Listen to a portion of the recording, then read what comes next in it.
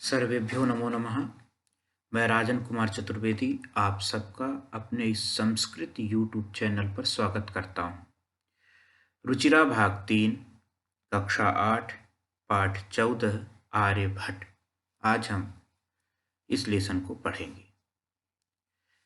पाठ का परिचय कुछ इस प्रकार है। भारतवर्ष की अमूल्य निधि है ज्ञान विज्ञान की सुदीर्घ परंपरा। इस परंपरा को संपोषित करने वाले प्रबुद्ध मनीषियों में अग्रगण्य थे आर्यभट्ट। दशमलव पद्धति का प्रयोग सबसे पहले आर्यभट्ट ने किया, जिसके कारण गणित को एक नई दिशा मिली। इन्हें एवं इनके प्रवर्तित सिद्धांतों को तत्कालीन रूढ़िवादियों का विरोध झेलना पड़ा। वस्तुतः गणित को विज्ञान बनाने वाले तथा गणितीय गणना पद्धति के द्वारा आकाशीय पिंडों की गति का प्रवर्तन करने वाले ये आर्यभट्ट प्रथम आचार्य थे। आचार्य आर्यभट्ट के इसी वैदुष्य का उद्घाटन प्रस्तुत पाठ में है।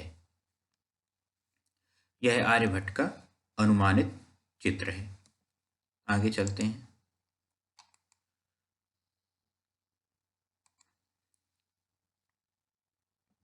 पूर्व दिशायाम उदेति सूर्यः पश्चिम दिशायाम च अस्तम गच्छति इति दृश्यते ही लोके।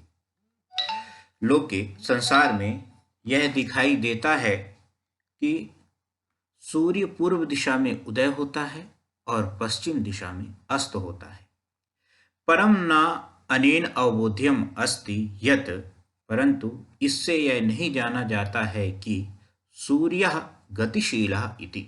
सूर्य गतिशील है, परंतु इससे यह नहीं जाना जाता है कि सूर्य गतिशील है। सूर्यः अचलः पृथ्वी च चला या स्वकीये अक्षे घूर्णति इति सांप्रतम सुस्थापितः सिद्धान्तः। सूर्यः अचलः पृथ्वी च चला। सूर्य अचल है और पृथ्वी चलायमान है।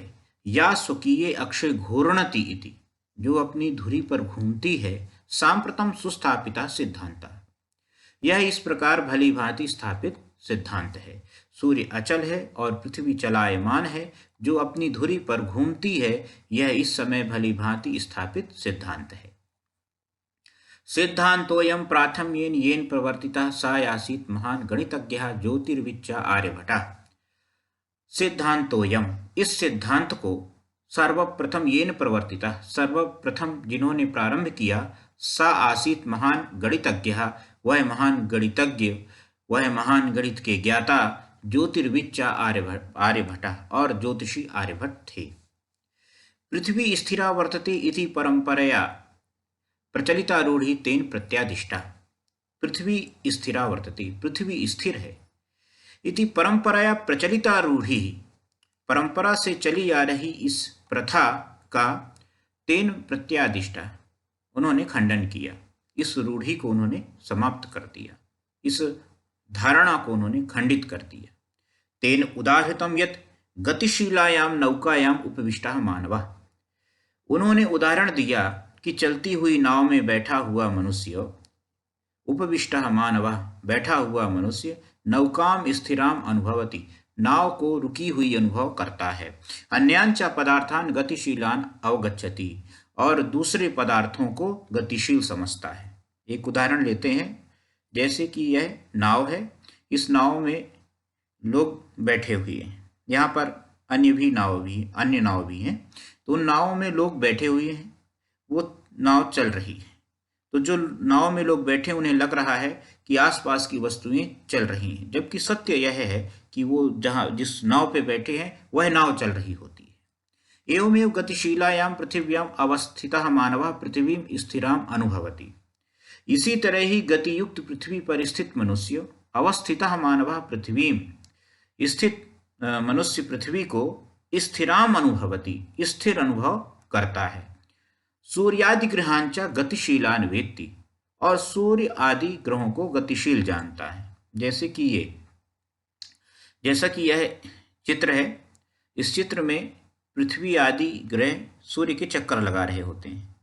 हम पृथ्वी पर हैं तो हमें लगता है कि सूर्य चलायमान है, वस्तुतः सूर्य स्थिर है, चलायमान तो पृथ्वी है। 476 तमे ख्रीस्ताब्दे आर्यभट्टः जन्म लब्धवान् इति। सन 476वें ईसवी वर्ष में आर्यभट्ट ने जन्म लिया। तेनैव विरचिते आर्यभटीयम इत्यस्मिन् ग्रंथे उल्लिखितम। तेनैव विरचिते, यह उन्होंने अपने द्वारा ही लिखे आर्यभटीयम इत्यस्मिन् ग्रंथे उल्लिखितम, आर्यभटीयम नामक इस ग्रंथ में उल्लेख किया है। ग्रंथोयम तेन त्रयोविंशतितमे वयसि विरचितः। अयम ग्रंथ, यह ग्रंथ तेन त्रयोविंशतितमे, उन्होंने 23वें वर्ष की आयु में लिखा, रचा। ऐतिहासिक स्रोतों भी ज्ञायते यत्, ऐतिहासिक स्रोतों से जाना जाता है कि पाटिलपुत्रम निक्षा आर्यभट्टस्य वेदशाला आसीत। पाटिलपुत्र के पास में समीप में आर्यभट्ट की कार्यशाला थी, आर्यभट्ट की प्रयोगशाला थी। प्रयोगशाला किससे संबंधित थी? ग्रहों और नक्षत्रों को जानने वाली थी, जानने वाली प्रयोगशाला थी। जैसे यह एक चित्र पाटिलपुत्र का दिया गया है। पाटिलपुत्र किस तरह से उस समय दिखाई देता था, उसकी एक झलक है। दूसरा यह आर्यभट्ट की जो प्रयोगशाला थी उसके विषय में कि इस तरह से कुछ प्रयोगशालाएं आज भी देखने को मिलती हैं, तो इस प्रकार रही होंगी। एक यह प्रयोगशाला है। आगे देखेंगे ये आर्यभट्टीयम, यह बुक है जिसके माध्यम से उनके विषय में जाना गया। अब आगे पढ़ते हैं। आर्यभट्टस्य योगदानम गणित ज्योतिषा संबद्धम वर्तते। आर्यभट्ट का योगदान गणित ज्योतिष से संबंध रखता है। यत्र संख्या नाम आकलनम महत्वम आदधाति, यत्र जहां संख्या नाम आकलनम, संख्याओं की गणना महत्व रखती है। आर्यभट्टः फलित ज्योतिष शास्त्रे न विश्वसति स्म, आर्यभट्ट फलित ज्योतिष शास्त्र में विश्वास नहीं करते थे। गणितीय पद्धत्या कृतम आकलनम आधृत्य एव तेन प्रतिपादितम यत् ग्रहणे राहु केतु नामकौ दानवौ नास्ति कारणम। गणितीय पद्धत्या कृतम, गणित शास्त्र की पद्धति से किए गए आकलन पर आधारित करके ही उन्होंने कहा कि ग्रहण में राहु और केतु नामक राक्षस कारण नहीं है। सिद्धांत ज्योतिष गणित पर आधारित है और जो फलित ज्योतिष है, सिद्धांत ज्योतिष और फलित ज्योतिष, तो सिद्धांत ज्योतिष पर आर्यभट्ट का विश्वास था, फलित ज्योतिष पर उनका विश्वास नहीं था। तत्र तो सूर्य चंद्र पृथ्वी इति त्रीणि एव कारणानि, वहां पर सूर्य चंद्रमा और पृथ्वी तीनों ही कारण हैं। सूर्यं परितः भ्रमन्त्याः पृथिव्याः चंद्रस्य परिक्रमापथेन संयोगात् ग्रहणं भवति। सूर्यं परितः भ्रमन्त्याः, सूर्य के चारों ओर घूमती हुई पृथ्वी का चंद्रस्य परिक्रमापथेन संयोगात् ग्रहणं भवति। चंद्रमा के घूमने के मार्ग के संयोग से ग्रहण होता है। सूर्य के चारों ओर घूमती हुई पृथ्वी का चंद्रमा के घूमने के मार्ग के संयोग से ग्रहण होता है। यदा पृथिव्याः छायापातेन चंद्रस्य प्रकाशः अवरुध्यते तदा चंद्रग्रहणं भवति। यदा पृथिव्याः, जब पृथ्वी की छाया पड़ने से चंद्रस्य प्रकाशः, चंद्रमा का प्रकाश अवरुध्यते, रुक जाता है, तदा चंद्रग्रहणं भवति, तब चंद्रग्रहण होता है। जब पृथ्वी की छाया पड़ने से चंद्रमा का प्रकाश रुक जाता है तब चंद्रग्रहण होता है। तथैव पृथ्वी सूर्ययोः मध्ये समागतस्य चंद्रस्य छायापातेन सूर्यग्रहणं दृश्यते। तथैव पृथ्वी सूर्ययोः, वैसे ही पृथ्वी और सूर्य के बीच में समागतस्य चंद्रस्य, आए हुए चंद्रमा की छायापातेन सूर्यग्रहणं दृश्यते, परछाई से सूर्यग्रहण दिखाई पड़ता है। तथैव पृथ्वी सूर्ययोः मध्ये समागतस्य चंद्रस्य छायापातेन सूर्यग्रहणं दृश्यते, वैसे ही पृथ्वी और सूर्य के बीच में आए हुए चंद्रमा की परछाई से सूर्यग्रहण दिखाई पड़ता है। जैसे कि यह एक उदाहरण है। यह सिद्धांत ज्योतिष के अनुसार यह एक उदाहरण है और यह फलित ज्योतिष के अनुसार उदाहरण है। जो कि वो फलित ज्योतिष में राहु और केतु को दानव समझा जाता है, राक्षस समझा जाता है। वहीं पर सिद्धांत ज्योतिष में जो सिद्धांत हैं वो उनके अलग हैं। समाजे नूतनानां विचाराणां स्वीकारेण प्रायः सामान्य जनाः काठिन्यम अनुभवन्ति। समाज में नए विचारों को स्वीकार करने में अधिकतर सामान्य लोग कठिनाई का अनुभव करते हैं। भारतीय ज्योतिष शास्त्रे तथैव आर्य भट्टस्यापि विरोधः अभवत्। भारतीय ज्योतिष शास्त्र में वैसे ही आर्यभट्ट का विरोध हुआ। तस्य सिद्धांताः उपेक्षिताः, उनके सिद्धांत अनसुने कर दिए गए,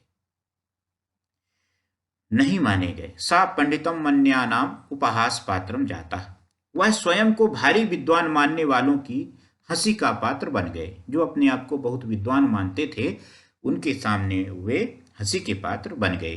पुनः अपि तस्य दृष्टि ही कालातिगामिनी दृष्टा, फिर भी तस्य दृष्टि, उनकी दृष्टि कालातिगामिनी दृष्टा, समय को लांघने वाली देखी गई। आधुनिकैः वैज्ञानिकैः तस्मिन् तस्य च सिद्धान्ते समादरः प्रकटितः।